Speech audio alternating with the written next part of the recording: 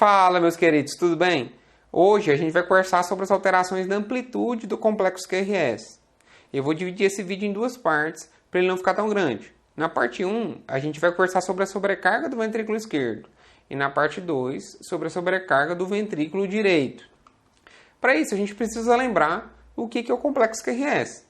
O complexo QRS ele representa a ativação elétrica dos ventrículos.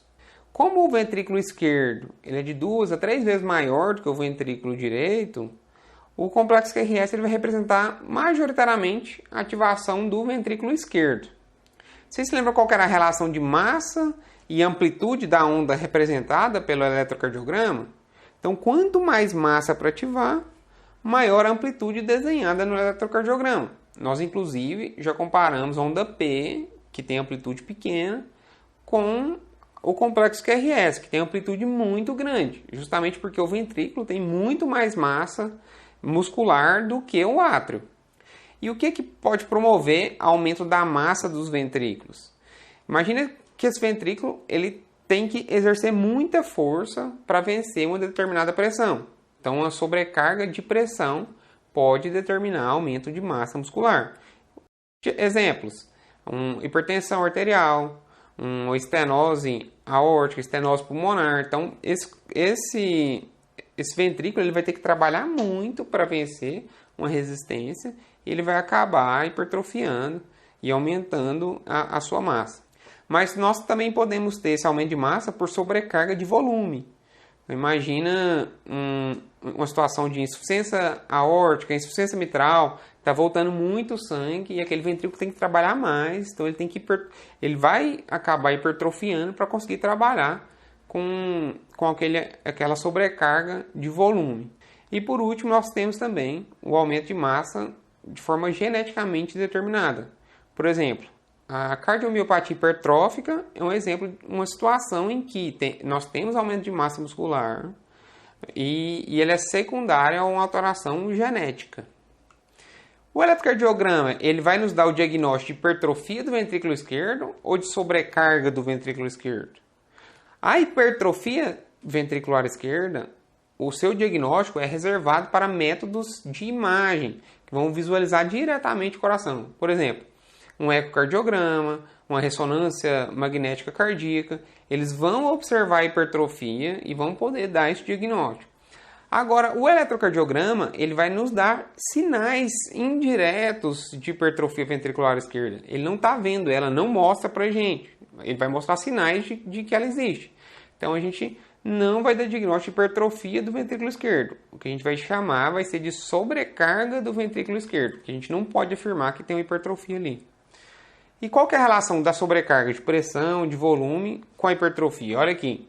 Aqui tem um coração normal, um coração com hipertrofia concêntrica, em que a massa ventricular começou a aumentar, diminuiu a luz do ventrículo. Isso aqui é comum nas situações de sobrecarga de pressão, por exemplo, um paciente hipertenso. Aqui nós temos uma hipertrofia excêntrica, que é comum nas situações de sobrecarga de volume. Então, o paciente tem uma insuficiência aórtica e aí volta muito volume, ele vai acabar fazendo uma hipertrofia excêntrica, ficando dilatado. E dá para diferenciar o tipo de sobrecarga pelo eletrocardiograma? Pegamos o eletro, olhamos, dá para saber se é uma sobrecarga de pressão, uma sobrecarga de volume? Não, não dá. Ele não vai dar informações que vão poder confirmar isso para a gente. Nós vamos saber que tem a sobrecarga, mas não vamos poder afirmar qual tipo de sobrecarga é só pelo eletrocardiograma. Agora, cuidado, existem situações em que nós teremos um aumento da amplitude do complexo QRS sem uma hipertrofia ventricular esquerda.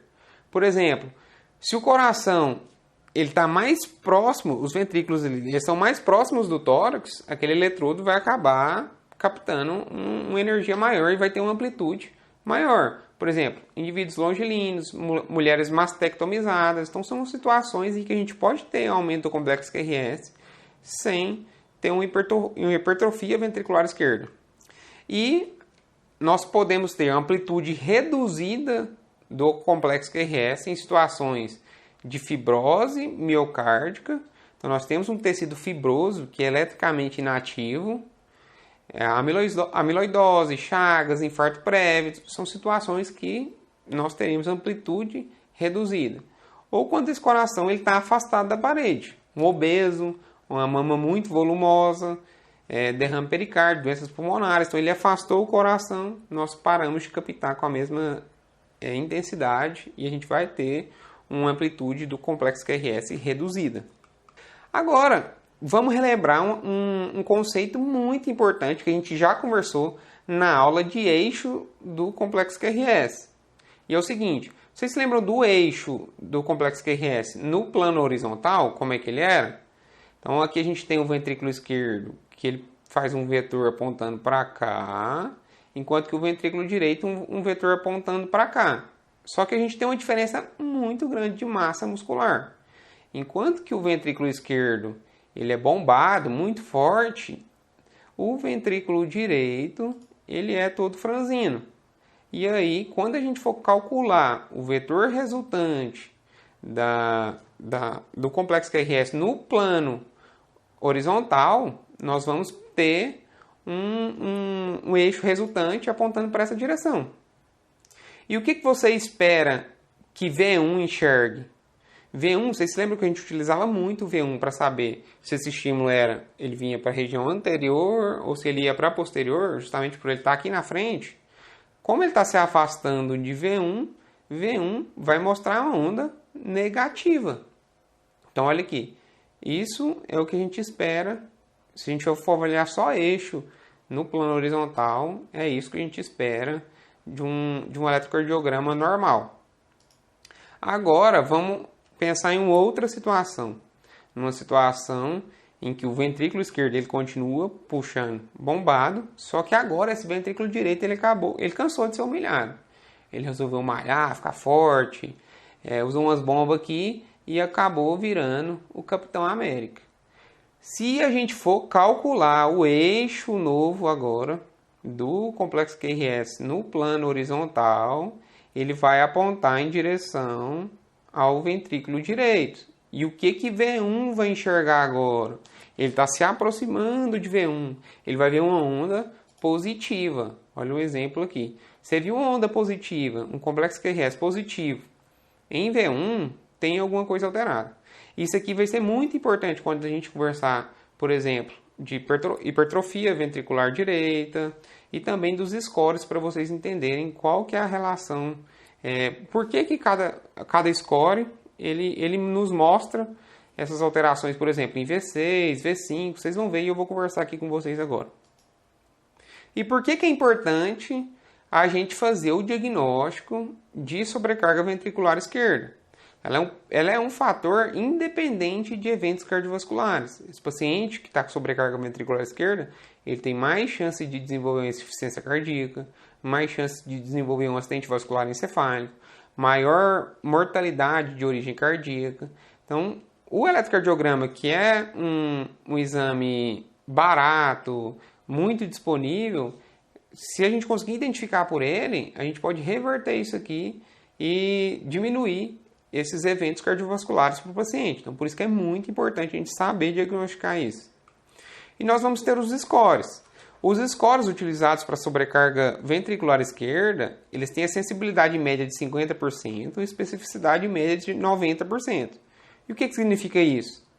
Que eles até deixam passar muito paciente batido, eles vão detectar metade dos pacientes que tiverem a sobrecarga, mas quando detectarem, a chance é enorme de que eles realmente tenham um problema. E aí, como nós temos vários critérios, se a gente utilizar de vários, aumenta a probabilidade de diagnosticar a sobrecarga ventricular esquerda. Hoje, a gente vai focar nos três principais, que é o de Sokolov-Lyon, o de Cornell e o de Runhild-Istes. O critério de Sokolov-Lyon, ele fala que a onda S de V1 mais R de V5 ou V6 tem que ser maior do que 35 milímetros. Agora vamos entender por que ele fala isso. Vocês se lembram que a posição do ventrículo esquerdo, Se ele começar a aumentar muito, aquele V1 vai enxergar ele se afastando demais dele na hora que tiver a ativação ventricular, certo? Enquanto que V5 ou V6, eles vão ver ele se aproximando muito. Por exemplo, vamos olhar aqui. Quando o ventrículo esquerdo ele crescer, V5 e V6 vai ver uma ativação muito mais intensa agora, e V1 vai ver um afastamento muito mais intenso.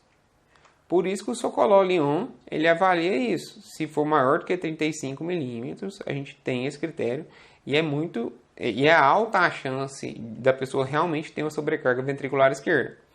Nós temos o Sokolov-Lyon-Rapaport, que utiliza o S de V2 e o R de V5 ou de V6, maior que 35 milímetros. E lembrar que esse estudo ele foi validado para pacientes maiores de 35 anos. Então, antes ele é um pouco limitado. Alguns consideram a gente aumentar o limite de detecção para 40 milímetros nesses pacientes mais novos. O Sokolov ele também fez um outro critério, que é o de AVL maior do que 11 milímetros. Então, é útil também. Nós vamos olhar agora um elétrico com essas alterações. Olha aqui, V1 desse paciente, se vocês olharem, V1 tem 26 milímetros, V6 tem 26 milímetros também. Só de você somar aqui dá muito mais do que 35, que é o critério de Sokolov-Lyon. Então aqui vai dar 52. E aquele outro critério que pode ser utilizado de Sokolov é o AVL maior do que 11. E aqui ele está 24. Esse paciente aqui é um exemplo de paciente com sobrecarga ventricular esquerda. Outro critério é o critério de Cornell, em que o R de AVL mais o S de V3 é maior do que 28 de sexo masculino e maior que 20 de sexo feminino. Aqui a gente até falou numa aula de que é importante a identificação do paciente para a gente fazer a avaliação do eletrocardiograma. Justamente aqui é um exemplo. Então tem um critério que é diferente para o sexo masculino quando comparado ao sexo feminino. E a VL, que utiliza aqui no critério de Cornell, ele é muito importante também porque a posição de AVL, ele vê muito bem o ventrículo esquerdo, por isso que ele é utilizado. Aqui é um exemplo. O AVL tem 8 e V3 31. Se você pegar só V3, você já tem um Cornell, não precisa nem somar com a AVL aqui, né? Porque se fosse homem seria 28 e mulher 20. Então, o paciente também com sobrecarga ventricular esquerda. Um outro critério utilizado é o critério de ponto de Hunhilt-Ischies. Ele vai avaliar diversos pontos no eletrocardiograma, vai somar. Se ele tiver 5 pontos, é uma sobrecarga de ventrículo esquerdo, e 4 pontos é sobrecarga de ventrículo esquerdo provável. Lembrando que a especificidade desse aqui é muito alta, 97%, e a sensibilidade 58%. Então, se vier positivo, é muito grande a chance dele realmente ter sobrecarga. Eu vou falar de alguns desses pontos aqui que ele avalia para facilitar. Por exemplo, o tempo de ativação ventricular. O que é isso aqui? Olha, o tempo de ativação ventricular ele vai do início do complexo QRS até o pico da onda R. Então, o tempo que demorou para ter essa ativação do ventrículo. Se ele for maior que 0,05, 50 milissegundos, ele é positivo. Nesse caso aqui, está dando praticamente quase que 2 quadradinhos. Não chegou a dar 2 quadradinhos aqui, não. Então, está quase 80 milissegundos. Cada quadradinho, vocês se lembram, que é 40 milissegundos. Nesse caso, a gente tem um ponto no critério de Hunhilt-Ischies. E a gente pode avaliar outros pontos, mas esse é o que eu queria mostrar para vocês. Um outro padrão importante é o padrão de Strain, que é alterações do segmento ST e da onda T em decorrência de sobrecarga do ventrículo esquerdo, na grande maioria das vezes. Aqui vai ter a depressão do segmento ST. Olha aqui, o segmento ST era para ele estar passando aqui, só que ele teve um infradesnivelamento. Ele é descendente, o segmento ST é descendente e convexo. Então ele tem esse formato convexo. Ele é mais fácil de encontrar em D1, AVL, V5 e V6, que são as derivações que vão olhar muito bem o ventrículo esquerdo. Além disso, a gente vai ter uma inversão de T assimétrica, porque o descenso aqui é lento, mas a subida, a ascensão é rápida. Então, é uma onda assimétrica. Isso caracteriza um padrão strain. Cuidado, porque existem situações em que a gente vai ter o padrão strain, mas sem necessariamente ter uma sobrecarga de ventrículo. Por exemplo, na miocardiopatia hipertrófica, nós teremos o strain e ele é de origem genética, não necessariamente ocorreu por sobrecarga. A última diretriz americana de padronização de laudos eletrocardiográficos, ela recomenda utilizar esse termo, o termo de padrão strain. Eles preferem, o termo mais correto seria alterações da repolarização ventricular. Mas é muito importante a gente guardar esse padrão strain, porque ele tem muita correlação e diversos outros critérios vão utilizar o padrão strain. Por exemplo, o Huhn-Hill-Tisches, ele dá 3 pontos quando o paciente tem um padrão strain. Agora, no critério de Huhn-Hill-Tisches, se vocês olharem, aqui 3 pontos se tiver o strain, na ausência de digitálico. Agora, se o paciente estiver usando digitálico, ele ganha apenas 1 ponto. Por quê? Porque o digitálico ele promove alterações no segmento ST. Aqui, uma alteração clássica chamada em colher de pedreiro. Se você pegar aqui, é semelhante a uma colher de pedreiro. E isso aqui é clássico no paciente que faz uso de digitálico. Então, como ele alterou o ST, pode ser que isso seja por conta do fármaco e não por conta de uma sobrecarga ventricular esquerda. Por isso que ele ganha menos pontos, entenderam? Aqui é um paciente em uso de digitálico. A gente tem o infra de ST, do segmento ST, descendente e com aspecto em colher de pedreiro. Ou seja, essa alteração ela decorreu do uso de digitálico e não de uma sobrecarga ventricular esquerda. E para facilitar, tem como a gente diagnosticar a sobrecarga ventricular esquerda olhando apenas uma derivação? Então, se vocês forem grava essa de o R de AVL maior do que 11 milímetros, é um critério de Sokolov, a gente já até viu ele. Curand e colaboradores, recentemente, eles viram que o R de AVL maior do que 10 milímetros tinha muita relação com hipertrofia ventricular esquerda, diagnosticada na ressonância magnética cardíaca, enquanto que o R menor do que 5 milímetros, ele praticamente descartava a hipertrofia ventricular esquerda. Então, vocês podem utilizar da seguinte forma: o R está entre 5 e 10, usa outro critério. Agora, esse R está maior do que 10, se você quiser usar esse de Curand de colaboradores, ou maior do que 11 de Sokolov, é um critério para sobrecarga ventricular esquerda. E aqui, por último, nós temos alguns exemplos para vocês. E aqui é um paciente com insuficiência mitral. Se vocês forem olhar, dá para a gente aplicar o Sokolov-Lyon nele. O S de V1 com R de V5 ou V6. Olha o tamanho. Então, aqui tem 5, 10, 15, 20, 25, 30, 35. Só que já bateu o critério de Sokolov-Lyon para sobrecarga ventricular esquerda. Agora, um outro eletrocardiograma de um paciente com estenose aórtica e insuficiência mitral significante. Se a gente for aplicar o Cornell, olhando aqui V3, onde é S de V3, vocês vão ver que tem 5, 10, 15, 20, 25, 30. Então, já bateu o Cornell, não precisou nem avaliar o AVL. Então, o paciente também com sobrecarga ventricular esquerda. Claro, você pode utilizar outros critérios, mas aqui a gente já mostrou que é um paciente ele já contemplou o critério de Cornell. E aqui um outro, com insuficiência aórtica importante. Se a gente for fazer aquele critério de pontos de Huhn-Hill-Tisches, vocês vão ver que R, nas derivações frontais, por exemplo, D2, ele tem mais de 20 milímetros, não tem? Que é um critério de 3 pontos do Huhn-Hill-Tisches. Então, 5, 10, 15, 20, tem mais de 20. E tem índice de Morris também.